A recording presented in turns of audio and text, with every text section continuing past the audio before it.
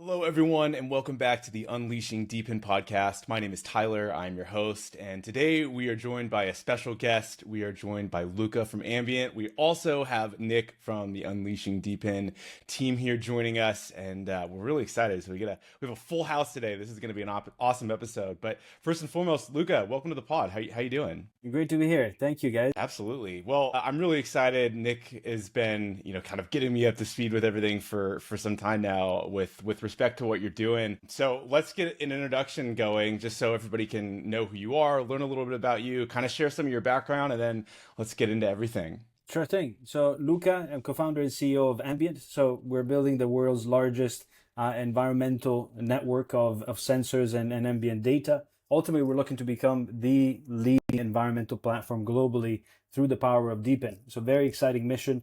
But my background is some 10 years of startups all across TMT, another 10 years of corporates, helping them set up a number of global business units and new ventures, also investing and running ventures offices in San Francisco and the likes, but typically around media, telecom, technology, and whatnot. And that's where I actually got the blockchain bug at the time in 2016 and started to go down the rabbit hole, both personally, but also for the companies I was representing to understand how we could apply blockchain and distributed solutions to some of the challenges that we were facing. And that's how I came on this journey ultimately, which led me to a number of exciting discussions with investors, climate tech companies, with ultimately folks that wanted to improve their growth, their ventures, and get to that next stage of growth. And that's where, of course, the background from Ambient comes from, because I was asked initially by some of the investors of PlanetWatch, which you may know, one of the original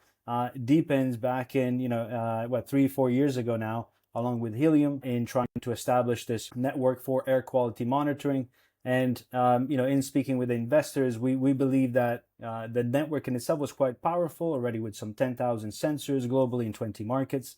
But we also believe that it could have a much bigger vision, because air quality monitoring is a relatively small space in the environmental monitoring, bigger picture, which is a $30 billion market today, and going to $40 billion by the end of the decade.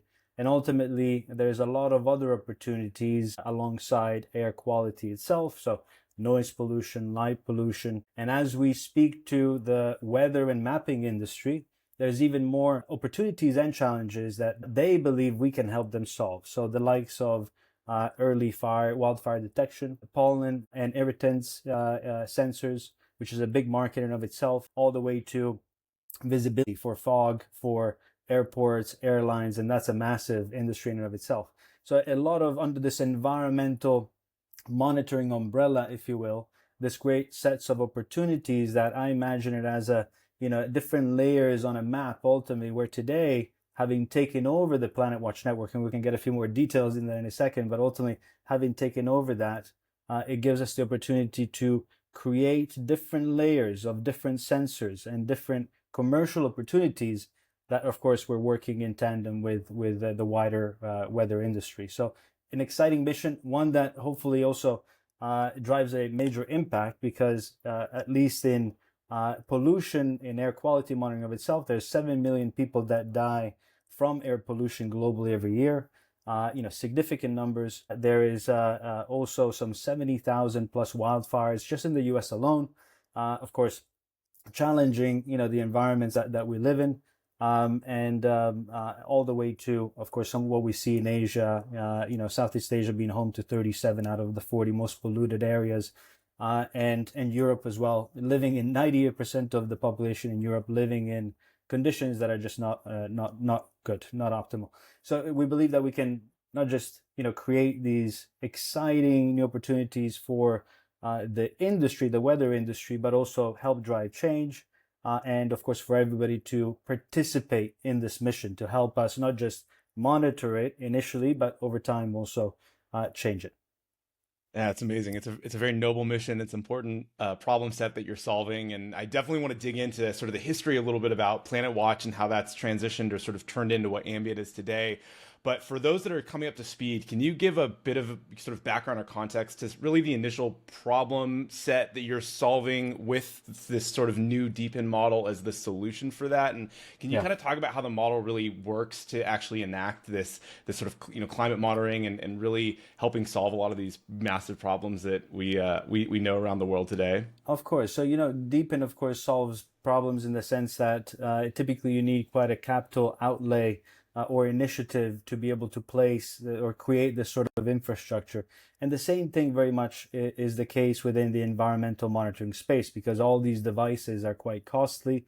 You can have different grades of sensors as well, from scientific grade, which go for 30, 40, $50,000 plus, in some cases even $250,000, all the way down to of course more casual, consumer oriented devices.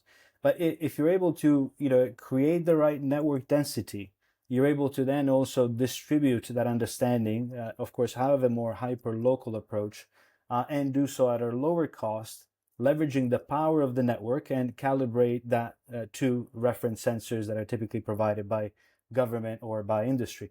The problem itself is that typically there aren't that many of those reference sensors out there. And so what you see, for example, done by various municipalities, or let's say the European Union or the US government, the EPA and other initiatives, there's only a few sensors in any one area, whereas we can actually densely populate those same areas with hundreds, if not thousands, more sensors. And that's exciting because we're able to identify hyper-local events that may not be seen from satellite imagery that is used in Europe today, and in some other cases, or where the data is approximated via AI between sensors. And so, to truly understand what's happening locally, you really need to have, of course, these hardware sensors, and need to have a greater density. And that's where we've started to get some great feedback from the industry, that it's great to be able to see this sort of density, especially in the areas where we are strong, which is primarily Europe. Our network is 70% Europe, some 30% US. And so that gives us also a mission to expand it more into the US, more into Asia, of course, Latin America. And we have a number of exciting initiatives that hopefully we'll be able to announce soon, but working with grant organizations to address underserved markets, let's say in the South Saharan African countries, where today there is no monitoring whatsoever. And with our incentive model, ultimately, where typically these deployments may last a year or two, and then because there is no great incentive to keep them online, to unplug them, ultimately we can provide that ongoing incentive for a 10-year project and 10-year visibility of this data. So really exciting to be at this stage anyway. We have some strengths already in Europe, but ultimately we want a far larger network as well. Sure. Well, and the problem, no one's precluded from these issues that do affect global levels of scale. So it's quite amazing to hear that you guys are doing that. So maybe one of the things that you can talk about is kind of unpacking the product experience from how you're actually monitoring this different types of data. What types of sensors are on the network? How are you actually capturing this information? And then sort of how does that translate into a value that can get extracted within like sort of the demand side of things? So the data today comes from 4 sets of sensors that are part of the legacy network. So we've actually closed down any sensor sales until we're launching that in October, along with our TGE, along with our relaunch of the network in itself. I'll talk a bit more about the migration in a second, but ultimately the legacy network itself gives us 10,000 plus sensors in 20 markets. Based on 4 sensor deployments. Now, 2 of those are outdoor, 2 of the others are indoor. The market for environmental monitoring, for that demand equation or side of the equation, ultimately comes from the outdoor today. We believe that there's also a bigger opportunity, especially around the retail spaces that we all visit every day. So for indoor to play a more significant role. But we're at the early stage of that journey, and we'll certainly have a number of exciting POCs that we'll be announcing in the coming months as well. They've already been deployed. We're figuring out ultimately how we can best drive that value as well, because raw data in and of itself doesn't mean much unless you can action on it. But going back to the point, it's really an exciting opportunity to bring all of those together and to address different commercial opportunities, ultimately based on the folks that we speak to from industry. But the devices themselves have ranged again from $2,000 sort of scientific grade devices down to $300 more consumer devices, and they capture a number of metrics, right, around air quality as a whole, as well as temperature and humidity itself. Now, all of that data then is calibrated, again, based to those reference sensors and satellite data, ultimately. And so the output is both raw and calibrated formats, that anybody can get access to via our API. That's amazing. Nick, I don't know if you want to add anything here. Talking about sort of the history of Ambient, you acquired the PlanetWatch network, and that sort of came to be a part of where you're at today. Are there some things that you can talk about with this respect to sort of the importance there, or how that has really played a role in the future of Ambient? I don't know, Nick, if you want to add in any other details or flesh things out as well. Yeah, I'd love to learn a little bit more about kind of the driver behind the decision to start operating on top of the PlanetWatch network and ultimately acquire that network. In my time at Mycelium, and like with the amount of time I've been in the DePIN space, one of the only projects that was kind of aligning itself with that narrative at the time that I came in was PlanetWatch. And so it's been really interesting to see kind of a rise and fall, and then obviously kind of the next evolution of what that network is going to look like. And that's a very good point, Nick, because it's ultimately there's an opportunity for an evolution as well, right? They took the project to a great extent. They were quite successful early on, and then unfortunately, ran into some issues. They were not able to monetize the demand to create those opportunities, and we believe that we could do better. And so we've come in with the view that there was a fantastic base that we could build on top of. Now, I don't recommend any other project to actually go out and acquire any other network, because it's a pain in the butt. But ultimately, there's been a lot more complexity than, of course, starting a new project that we've had to deal with. We've created, a migration plan to incentivize those sensor participants, those ecosystem participants, ultimately to remain on board, and we've maintained the number of sensors that were online when we took it over.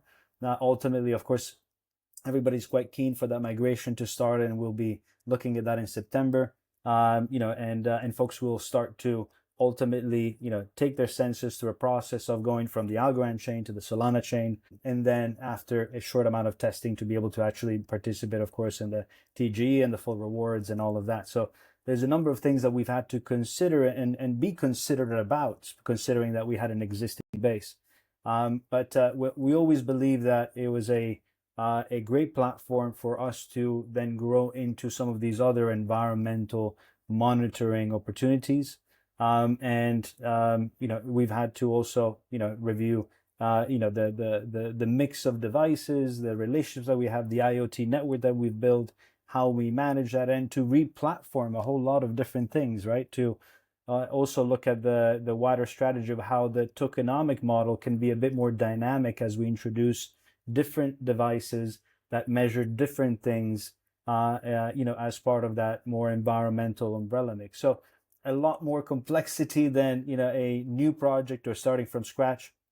It's kept us on our toes and kept us busy for sure, but ultimately quite excited that we're now coming to the end of that journey. Luckily that we're able to finally start the migration, get folks over to the new network. Of course, they'll be compensated, accordingly, because we had some special rewards for folks that stayed online with us over the next few months as we open our new ecosystem on Solana, and ultimately see this as an entirely new project, right? It's practically, as much as we are taking something over, we also want to excite people that it's a new opportunity. Of course, it breathes a bit of new life into the project as well. So sure, they're quite excited because it had been underperforming. But we believe that there's a much bigger picture and opportunity at play as well. And can you dive a little bit deeper into the kind of the more specifics on the migration process. I know a lot of our listeners are either probably current or past PlanetWatch miners, and so it could be pertinent info for them. I know not all of that info is going to be released yet, but if you can dive into kind of what that process would look like for an end user. Yes. So, yes, none of that is actually published yet. So we'll see how much I should be giving out or whatnot. But ultimately, it's a matter of identifying the wallet that you have today for your rewards.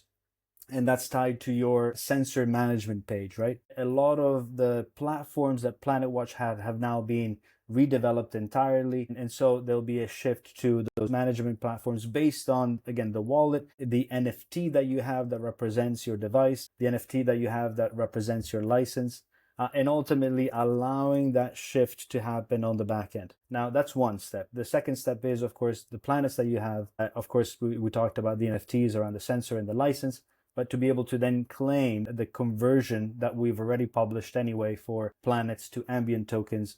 And we'll be able to do that in the coming weeks, ultimately, so you can associate your old wallet with your new wallet and showcase ultimately what you're able for as part of that conversion. And that will all happen, in the coming weeks. So by the time this comes out, I think we'll be in that spot anyway, and exciting to be able to at least start that process. That is awesome to hear. I'd like to dive a little bit more into the recently released AmbiGo app.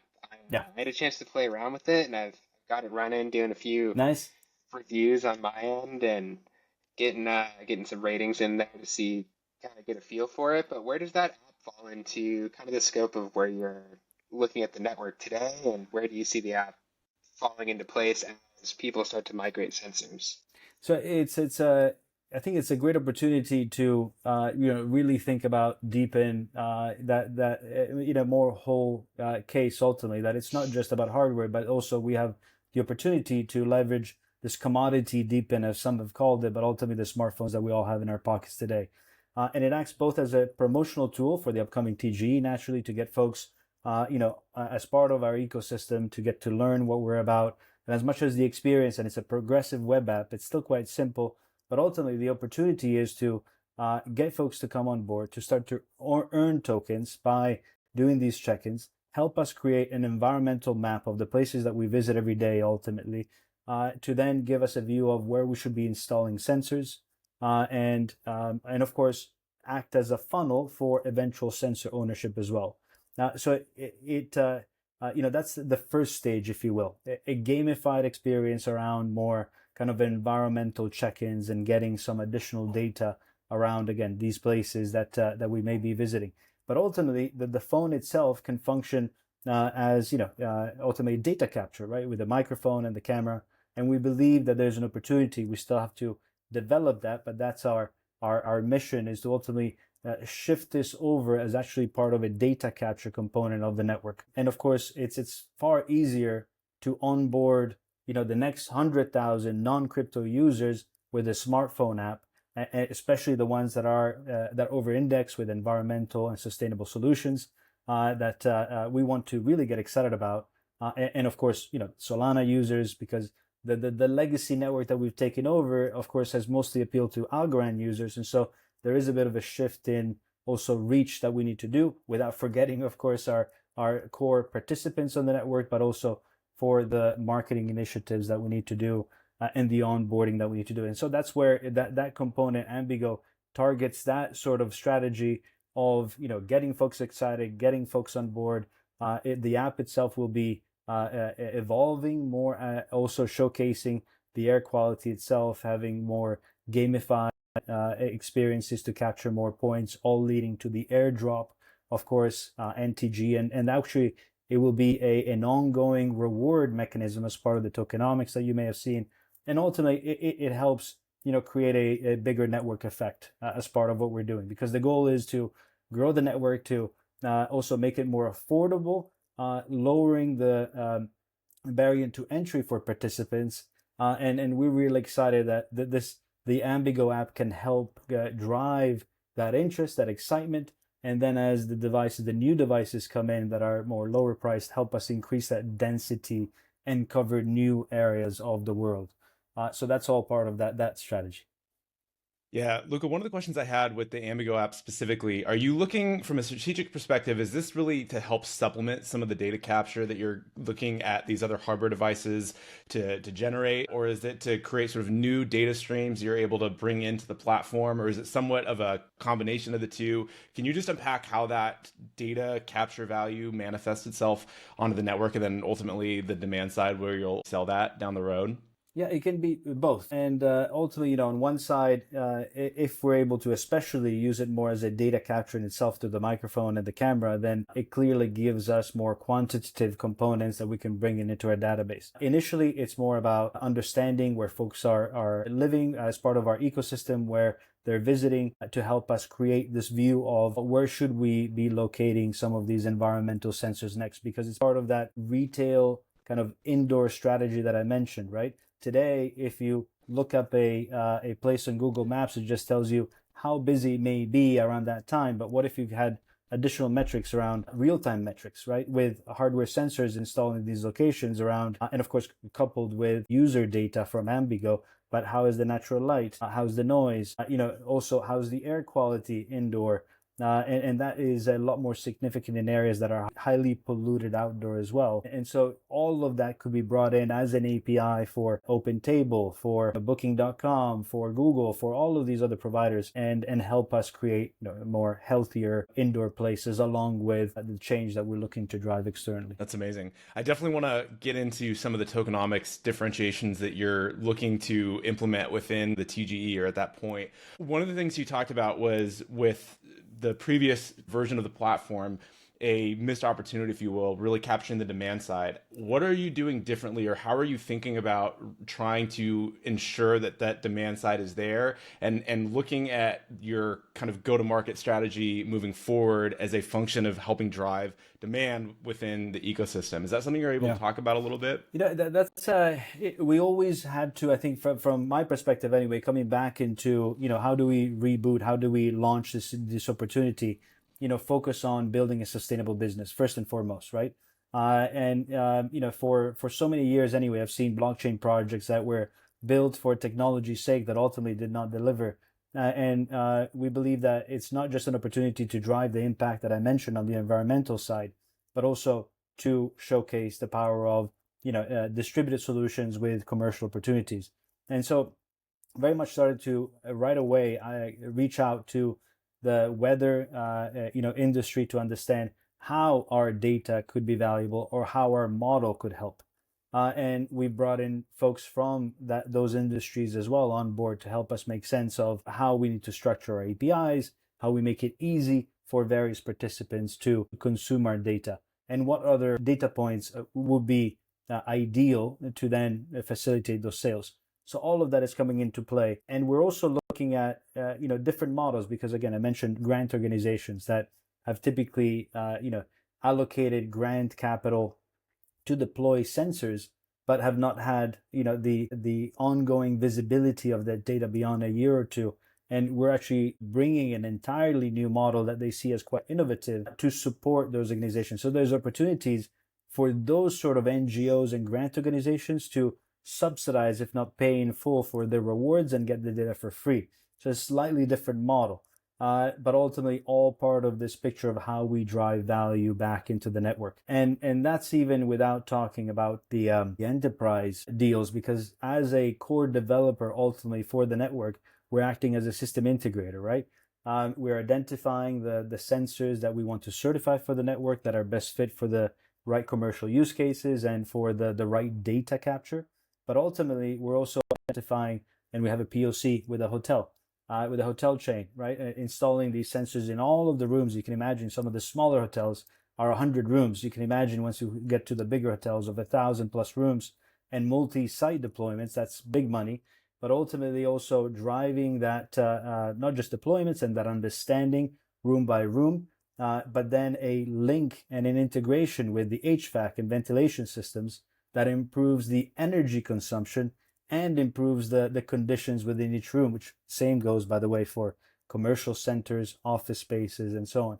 So we're building that value. We're building that value stack, that understanding that first you need to measure it, then you need to improve it, and here are ways to improve it, and here are ways to also from a data analytics perspective to better understand the data and decisioning from that data. That's going to be key, because today you look at some of the output of some of these air quality monitors, and it's quite basic. I also wonder sometimes, what should I be doing just with my consumer hat on?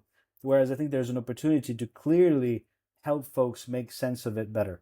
Especially in the places that we again live and work out of home most of these days anyway, and to be able to have that improved performance because we have fresher air pumping in, that always helps everybody, I think. Absolutely. Nick, do you have any questions on that? No, I really feel strongly about the use case. I've always kind of been an air quality advocate, and seeing more and more these solutions come online and more companies actually leveraging this data has been super crucial. So I love the way that you have been architecting the solution. Point there, by the way, that there's also a lot of regulation coming down from the European Union, from California, for most of the federal government, and so on, that we'll start to see whether it's reporting of CO2 emissions, all the way to the requirements within office spaces.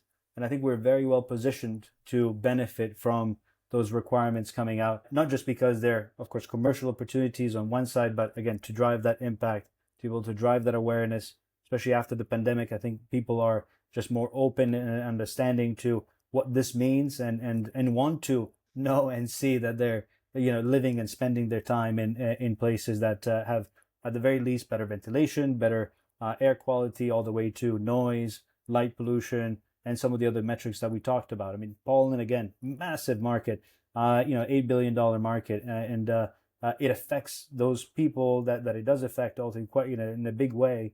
And the manufacturers of those pharmaceuticals as well are also quite keen in understanding some of the more local conditions. And so there's clearly much bigger opportunities to create that impact. Yeah, it definitely is one of those things where when you take a step back and you realize how interconnected all of those problems are, that the opportunity really presents itself and it sounds like one of the things that's important about your approach is that it's holistic and trying to capture all those different considerations, because from a demand side purchaser, it's relevant to be able to make the right decisions based on that data by sort of having more than just a single metric that they're able to identify, in addition to being localized and all of that those kind of important details. But you talked about one of the things that you're working on and moving forward is driving down the costs on the sensor side. Obviously, the app's going to be free, and that's very accessible because people have a smartphone in their pocket. Where are you looking at going with respect to driving down costs for the physical hardware that people could be purchasing and deploying? Is that something that you're able to talk about a little bit for folks that are interested in maybe continuing to deploy hardware in this new network moving forward? So I think there's two areas of focus there. One is high quality devices from dependable, top-notch manufacturers that of course we can rely on, and that's stage one, that have a mix of quality devices at lower cost than we may have seen in the past, because that helps us lower the barrier to entry to participate, but also increases ROI, of course, for the participants. And so it becomes a lot more attractive again, and it gets folks on board, quickly understanding that have an ROI in 6 to 8 months or whatever that may be. And so I understand the clear value in participating. And of course we can calibrate the data in the background and do what we need to do anyway, regardless of the quality of the device, because of that network effect. But on the other, I think that it's a much bigger opportunity around creating kind of the helium model, right, of an open standard of devices and attracting device manufacturers to us moving forward. And I think that will be something that we'll want to explore in the new year, because we can't tackle everything at once as much as we would love to.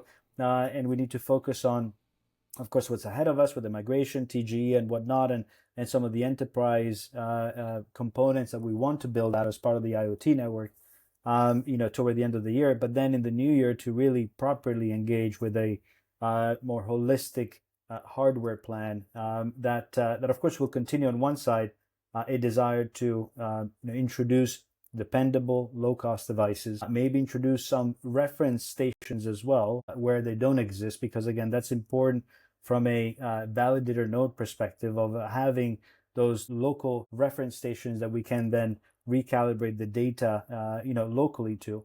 especially in those areas where there is greater density and we need that calibration. And so we're exploring a few different models, but ultimately it goes back to how do we make it easier for anybody to participate, anybody to be part of this mission and this ecosystem, and ultimately contribute and expand into new areas. Yeah, it's important, and I appreciate that you're looking at it from this holistic perspective and seeing kind of what's worked and what hasn't worked and trying to help that guide your strategy moving we forward. We have the luxury. Yeah, it certainly sounds like it. And as you're transitioning to Solana with this TGE, you mentioned how the economics or the token economics are evolving. With these sort of new approaches that you're taking on the supply side between the app and between these new sort of sensors that are potentially coming into the market, how is the token economics changing and evolving over time to support those various data capture initiatives? Is that something you're able to unpack for folks a little bit? I think the easiest way to explain it is that because there's a lot of complexity naturally in most economics model, but ultimately it's based on the sort of metrics that any sensor captures, and based on those metrics, then you're giving a certain value. Now, of course, we can't give a massive amount of value to just AmbiGo participants because it is a user current device. You're giving us little bits of data that may not be as valuable right now anyway, but the core of it is based on that outdoor market, right? The outdoor air market.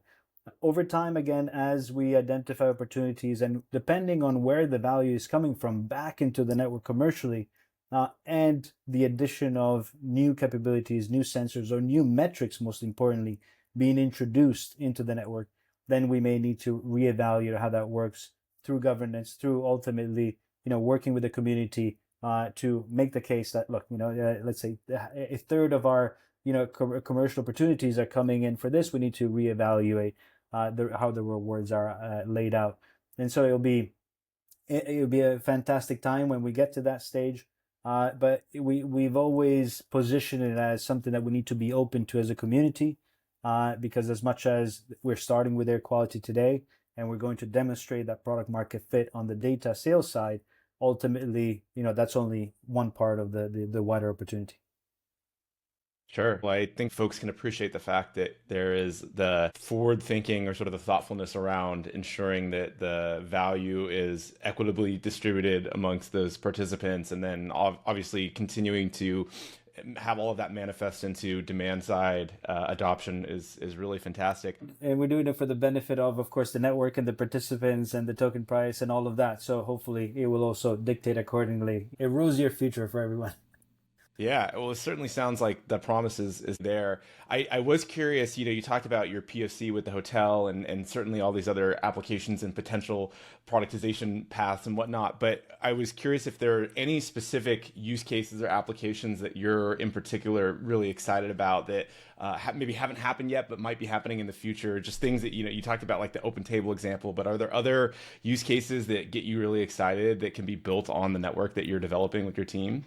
I'm really excited about the NGO and kind of grant organization examples that I gave earlier, mainly because today it's a massive opportunity. I mean, millions are spent in deploying sensors in underserved geographies where there is very little information. So you can immediately have an impact, number one, if you're able to help on those deployments.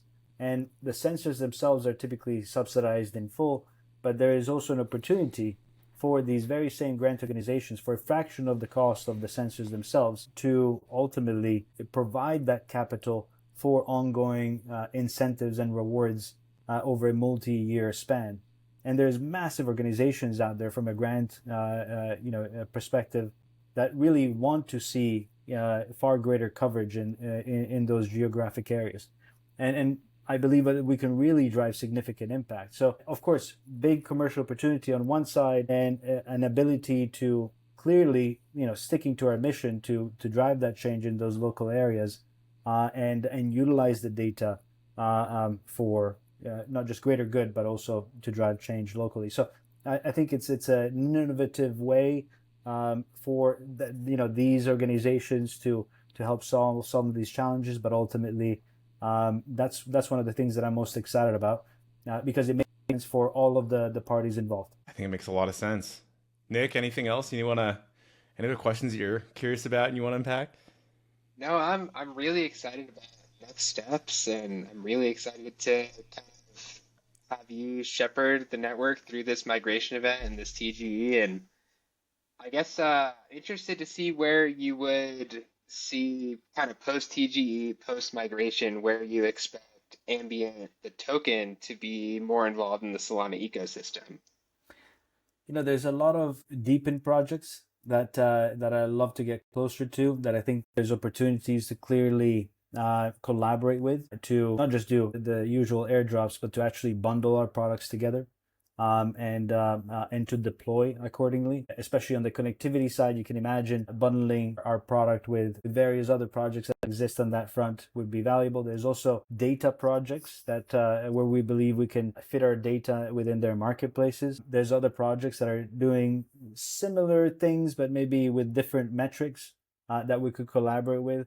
So, I think greater marketing opportunities across the board. But with Solana specifically, the view was always that we'd also, and we had started to work closely with their Saga team, so their mobile phone, to be able to build some of the capabilities exclusively for that platform as well, and to really engage with that user base, to not just make it easy to be engaged with the ecosystem that we're creating, this gamified app, but ultimately to also help leverage some of the capabilities of the handset itself. So there will be more things on that front down the line. I think right now we're still early in that AmbiGo journey, but excited nevertheless to certainly get closer to them. Of course, Solana Ventures is an investor in us, so we work closely with the Solana team there, and excited to leverage the scale and marketing prowess that they have. That's awesome to hear. Yeah. Gosh, well, Luca, we've covered, I feel like, so many things. I'm really excited about all the opportunity and sort of the thoughtfulness that's gone into developing what you're working on, having taken the lessons learned, sort of the existing network, and really turning that into something that I think's got a lot of potential. It's quite exciting. Was there anything else we didn't get a chance to cover that you felt we should talk about for listeners that are trying to get involved with what you're doing? I think certainly, if you haven't already, go to ambigo.ambient.network with your mobile. Actually, you can visit ambient.network anyway, so you can not download, but you can start to use the app, because it is a progressive web app. You can save it on your phone anyway, with the icon, so you can get easy access. Follow us on Ambient Network on Twitter. Follow me, Luca Franchi, on LinkedIn or Twitter, Lucky Luca. And otherwise, look forward to seeing everybody participate on there, and in following us as we launch the new network, launch the token, and take it from there. That's fantastic. And we'll absolutely be sure to link all of that information down below. We'll get the Twitters, the website, and whatnot for folks to be able to go get the app on their phone and start using it and engaging. I think that's going to be perfect. Well, gosh, Luca, I wanted to say thank you so much for coming on. I know this has been one episode in particular that Nick was really excited about, and he was getting me super excited as we were kind of getting prepped up for it. So I wanted to say thank you so much for coming on and having the opportunity to learn a little bit about what you're doing. Really excited for the future. I think it's super bright, and it's going to be fantastic. So with that, we will wrap up the episode here, everyone. We want to thank you for tuning in. Be sure to go follow Luca and his team, and be sure to get the app and start getting involved within the ecosystem. I think it'll be worth your time, and we will see everyone on the next one. Thank you so much. Thank you, Tyler. Thank you, Nick. Cheers. Cheers.